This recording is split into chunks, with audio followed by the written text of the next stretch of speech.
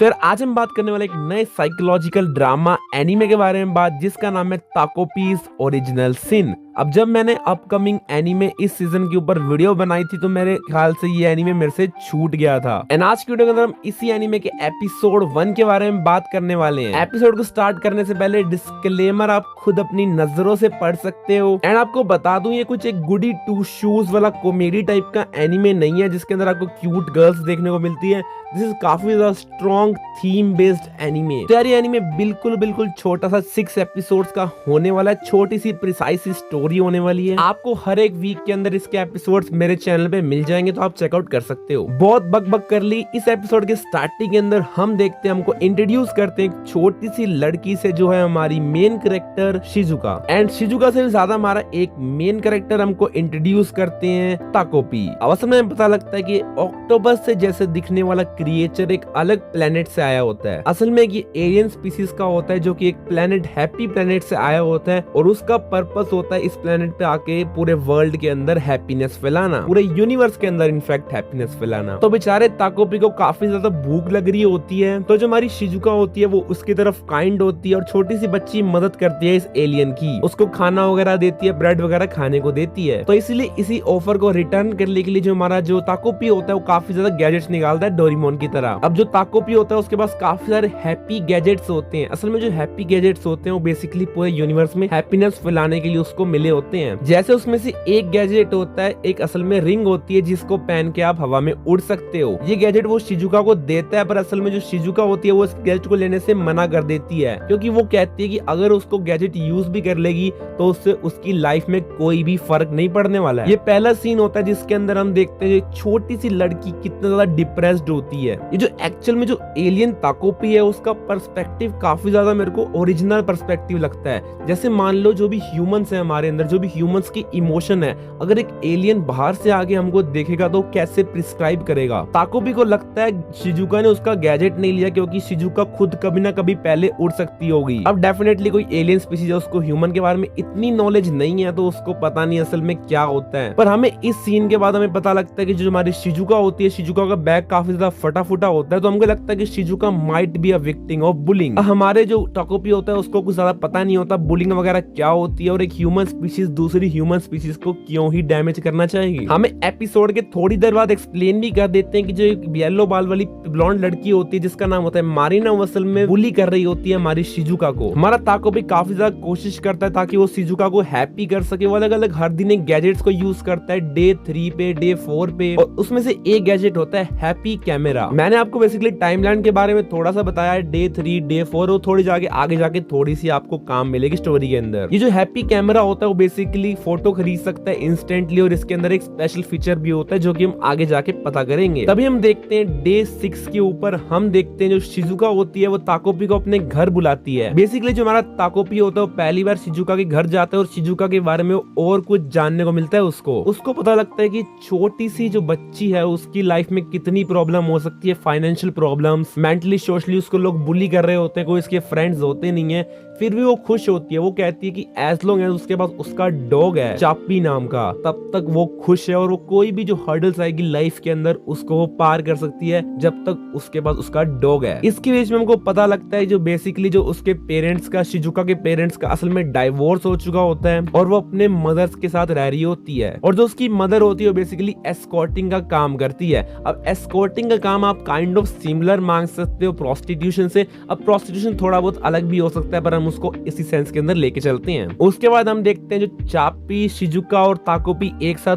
Walk पे भी जाते हैं खाने के बाद। उस वॉक पे हम देखते हैं शिजुका काफी ज्यादा सैड होती है तो काफी ज्यादा बाद में हमारा जो ताकोपी होता है वो बोलते हैं कि उस शिजुका के फेस पे स्माइल लाएगा और उसको एक बिगेस्ट स्माइल देगा जो उसने कभी जिंदगी में नहीं देखी होगी। काफी ज्यादा स्वीट एंड होलसम सा सीन देखते हैं हम। पर इसके बाद हम एक ट्रांजिशन देखते हैं जो कि काफी ज्यादा ब्रूटल ट्रांजिशन होती है जिसके अंदर जो हमारी शिजुका होती है अगले सीन के अंदर बहुत ही ज्यादा बुरी तरह पीटी हुई दिखती है हमको। उसके फेस पे पूरी तरह पूरी बॉडी पे अलग अलग ब्रूसेस होते हैं। उसके हाथ में चापी का कॉलर भी होता है। मतलब यार अगर ये बुलिंग की वजह से हुआ है ये तो मैं मान ही नहीं सकता यार। हमें पता है शिजुका बुली जरूर हो रही थी पर इतनी ज्यादा बुरी तरह उसको कौन ही मारेगा ये मेरे को अब तक डाइजेस्ट नहीं हो रहा होता। अब मैं नहीं सोचना चाहता पर शायद जो उसके हाथ में कॉलर है ऐसा हो सकता है कि अनफॉर्चुनेटली चापी को कुछ कुछ हो गया हो। पर जो हमारा ताकोपी होता है उसको समझ में नहीं आ रहा होता, उसको पता नहीं होता कि ये ह्यूमंस होते हैं, कोई ह्यूमन दूसरे ह्यूमन को क्यों ही मारेगा, क्यों ही डैमेज करेगा उसको। जैसे मैंने आपको पहले ही बताया था, हमारा जो ताकोपी होता है बेसिकली अपना इस बार का डे 7 का उसको एक हैप्पी गैजेट देता है, जो कि होता है एक रिबन। हम इससे पहले देखते हैं जो आज तक जो शिजुका ने कभी कोई भी गैजेट नहीं मांगा होता, उससे कभी कुछ लिया ही नहीं होता हमारे ताकोपी से, पर शिजुका अपना हाथ आगे बढ़ाती है उसका उस रिबन को लेने के लिए। अब बेसिकली कुछ हैप्पी गैजेट्स के रूल्स वगैरह भी होते हैं, जब उसकी मम्मी ने, ताकोपी की मम्मी ने उसको समझाया था। उसमें से एक रूल ये होता है कि जो गैजेट्स होते हैं कभी भी किसी भी आप किसी ह्यूमन को या किसी और स्पीशीज को कभी दे ही नहीं सकते, क्योंकि डेफिनेटली अगर कोई भी और स्पीशीज अगर ताकोपी के गैजेट्स को लेगी तो उसका वो गलत इस्तेमाल कर सकती है। पर ऐसा पहली बार होता है कि शिजुका ने ताकोपी से कोई गैजेट मांगा होता है, तो हमारा जो ताकोपी होता है वो बिल्कुल भी मना नहीं कर पाता और वो कहता है कि चल मैं तेरे को बोरो करने के लिए दे देता हूँ। अब यार जो डेफिनेटली रेस्टलेसनेस होती है बेचारे ताकोपी के माइंड के अंदर, उसके मन के अंदर, इसलिए वो जाता है शिजुका के घर में। असल में जो रिबन का काम होता है बेसिकली अगर आप किसी भी दो दोस्तों के बीच में, दो पर्सन्स के बीच में बांध दोगे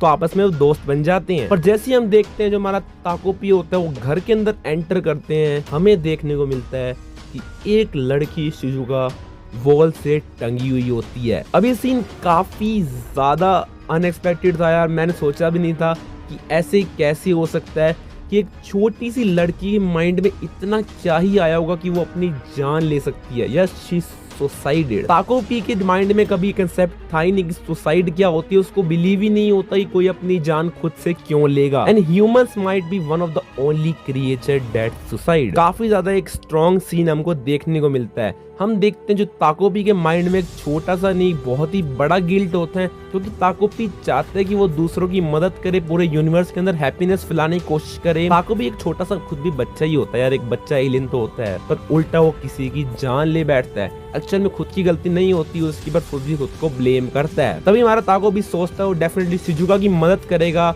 और तभी हमें पता लगता है एक हमारे जो स्पेशल गैजेट हमको पहले पता लगा था हैप्पी कैमरा, उसका एक स्पेशल फंक्शन होता है। उसके अंदर एक स्पेशल फंक्शन ये होता है कि असल में जब आपने जिस मोमेंट पे फोटो ली होती है उस फोटो के अंदर जो हमारा कैमरा होता है वो टाइम में बैक जा सकता है। और इस बार ताकोपी सोचता है कि वो शिजुका की प्रॉपरली मदद करेगा, उससे बहुत सारी बात करेगा, और इस बार डेफिनेटली वो शिजुका को हैप्पी करके छोड़ेगा। एंड हमारा ताकोपी टाइम में पीछे जाता है और उसके बाद वो शिजुका से काफी ज्यादा बातें करने की कोशिश करता है। वो उसके स्कूल भी जाता है, वो स्कूल में देखता है किस तरह से वो बुली हो रही होती है। उसको इनिशियली लगता है कि शायद वो अपना लंच फिनिश नहीं कर पाती है, होमवर्क नहीं कर पाती, तो इसलिए वो बुली होती है। इसलिए ताकोपी उसको आंसर्स बताता है होमवर्क के अंदर, और काफी ज्यादा लोग शॉक भी होते हैं, जो उसके बुलीज होते हैं वो शॉक होते हैं उसको देख के कि उसको कैसे पता ये आंसर्स वगैरह। एंड यार ये चीज तो ताकोपी भी जानता है कि जो डेथ है वो इनएविटेबल है, और ताकोपी भी अपने कितने भी हैप्पी गैजेट्स को यूज कर ले वो डेथ को इवेड नहीं कर सकता। ताकोपी सिर्फ यही चाहता है कि वो मरने से पहले शिजुका के फेस पे एक स्माइल आए और उसको हैप्पी करे। जब ताकोपी देखता है शिजुका किस तरह से बुली हो रही होती है तो उसको लगता है कि जो ताकोपी और मारिना है उन दोनों के बीच में आपस में कोई लड़ाई चल रही होती है। ताकोपी के दिमाग में कोई भी वन साइडेड बुलिंग का कंसेप्ट होता ही नहीं है। उसको लगता है कि शिजुका और मारिना आपस में दोस्त होते हैं, इसलिए वो सोचते हैं दो दोस्तों के बीच में कितनी भी लड़ाई हो अगर वो मिलके एक साथ बैठ के बात करेंगे तो वो जरूर सॉल्व होगी। जो ताकोपी होता है वो इंसिस्ट करता है शिजुका को जाके वो मारिना से बात करे, मारिना से जो अपना झगड़ा है वो सॉल्व करे। और जो शिजुका होती है वो काफी ज्यादा डरी हुई होती है क्योंकि असल में वो कभी दोनों लोग दोस्त होते ही नहीं है। तो ताकोपी सोचता है अगर शिजुका खुद जाके बात नहीं करेगी तो वो क्या करता है, ताकोपी अपना एक हैप्पी गैजेट निकालता है जिससे वो एक शिजुका का पीस ऑफ डीएनए लेता है, और फिर जो हमारा ताकोपी होता है वो शिजुका के अंदर कन्वर्ट हो जाता है। ताकोपी सोचता है अगर वो खुद जाके उससे बात करेगा शिजुका की फॉर्म के अंदर मारिना से, तो वो दोनों वापस से दोस्त बन जाएंगे। तो जैसे ही ताकोपी जाता है मरीना से बात करने के लिए, मरीना आती लगाती है ताकोपी के गाल पे ले थप्पड़ ले थप्पड़। अब भाई ताकोपी पहली बार एक्सपीरियंस कर रहा होता है कि कैसे बुलिंग होती है और विक्टिम होने में उसको कैसा फील होता है। उसको एक बर्निंग सेंसेशन फील होती है उसके हार्ट के अंदर और उसकी बॉडी के ऊपर। पर यहाँ पे हमारी बुलिंग रुकती नहीं है क्योंकि मारिना आगे जाके इतना गंदी तरह असॉल्ट करती है हमारे ताकोपी को कि आप एक्सपेक्ट नहीं कर सकते हो।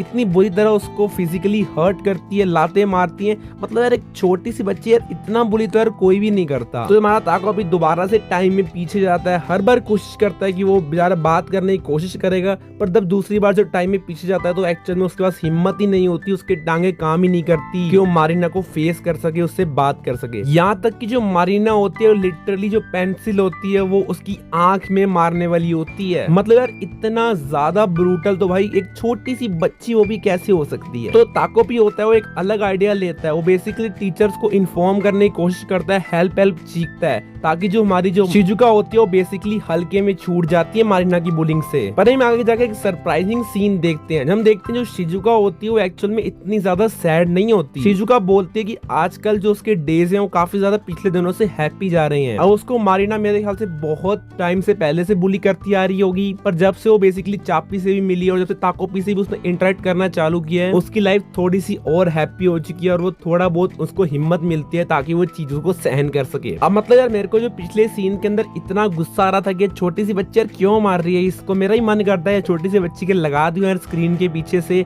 और असल में जो चापी डॉग होता है शिजुका के पास वो असल में उसके फादर ने दिया होता है जब उनका डाइवोर्स हो चुका होता है। और इस एपिसोड की लास्ट सीन के अंदर हमको दिखाते हैं कि जब वो मारीना अपने घर जा रही होती है स्कूल से तो अपनी वो मदर से मिलती है। हम देखते हैं जो उसकी मदर होती है वो बेसिकली थोड़ी मेंटली अनस्टेबल हो चुकी होती है। हम देखते हैं जो मरीना के फादर होते हैं वो असल में ज्यादातर टाइम हमारी शिजुका की मदर के साथ फन करते हैं। मैंने आपको बताया था शिजुका की जो मदर होती है वो बेसिकली एस्कॉर्टिंग का काम करती है और उनमें से उनके एक क्लाइंट होते हैं मारीना के फादर। हम देखते हैं जो मारीना के फादर होते हैं वो शिजुका की मदर के साथ ज्यादा टाइम स्पेंड करते हैं, उसको ज्यादा पैसे देते हैं rather than spending time with this family। And as a result जो मारीना की फैमिली होती है उनके अंदर काफी ज्यादा ब्लैक क्लैश होते हैं, काफी ज्यादा लड़ाइयाँ वगैरह होती हैं, इसलिए उनकी जो फैमिली होती है वो एक तरह से फॉल अपार्ट होने वाली होती है। एंड इसकी वजह से जो मारीना की मदर होती है वो मेंटली अनस्टेबल हो जाती है, उसको भी गुस्सा आने लग जाता है। एंड इसी वजह से जो बेसिकली जो मारीना पे भी इम्पैक्ट बढ़ता है, छोटे से बच्चों पे तो ऑब्वियसली इम्पैक्ट बढ़ता है। मारीना को लगता है ये जो सब हुआ है वो बेसिकली शिजुका की वजह से ही हुआ है। अब इसमें यार पूरे सर्कल के अंदर गलती किसी की भी हो यार किसी भी बड़े की हो